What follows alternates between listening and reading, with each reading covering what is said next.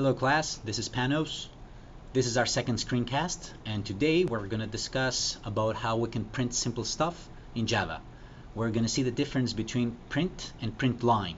So print prints something on screen and doesn't add a blank line afterwards, whereas print line adds a blank line afterwards. That's the main difference. Because I've had questions, what we're going to be doing applies on Linux, on that operating system. So it's like the lab that we went to. For Windows, the commands are slightly different, or you can use different approaches and you can look up those things online. So let's start. First, we need to open up our file manager, and after we open it, we double click on our CS1073 folder and we create a new one where we're going to store our application. We're going to call this simple printing. And we double click and we're inside the folder, and now we can open a terminal so that we can create our new Java file. So at this point we can do an ls and see where we are, and then we can go inside these folders. So cd with this is change directory, we can go inside theirs, and ls, there's nothing there. Touch enables us to create our new file. We're gonna call it simpleprinting.java. That's the standard way of calling Java files. So right click with open with gedit. This is our editor that we've been using in class, and now we start writing our Java program at this point. So public class, and we're gonna call it simple printing. And at this point, notice that we're giving the same name in the class as we've given on the file, but without the .java extension, just the name without the extension. We open curly braces and we start writing our main function, our main method. So this is the method that is being invoked when you call the application.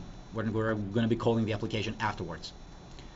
We type the standard stuff. We're going to talk about those things, but for now you can simply just copy them, use them as they are. And now we start system.out.print, and this is a function, so we open brackets, we open double quotes to write our string. This is the message, and we type hello. So this is just a print, no new line, just print. We copy this line and we add something different here. Let's say class and add a comma afterwards. And this is also just print. Afterwards we add a print line. So system.out.println. It's pronounced print line, but you type println. And let's add one more statement here. So system.out.println again. Yeah, let's call it ln. And then let's say welcome to CS1073. This is our course. So we close the quotes, we close the parentheses, semicolon, and now we're ready to compile. So Java C and the name of the Java application, the Java file. No errors this time, so now we can run it. You can see it's there, the .class file. This is the bytecode file that is created by the compiler. So Java and the name of the class, simple printing, and you can see the output as we were expecting it. So hello and class were the two first messages, and they were printed on the same line because of print, because there was no println.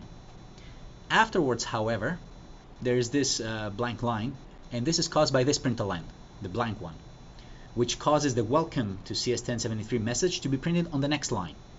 And because this is also a println, the prompt appears one line after the message welcome to CS1073. So if we were to change that println to just print, then we would see the prompt appear right next to welcome CS1073. So let's compile again, Java C, and now let's run it, just Java, and you can see the prompt appearing right next to our message. So remember, print doesn't add a new line, whereas println adds a new line after the message that we want to print. So I'll see you in class. Thanks for watching and have a good one. Bye bye.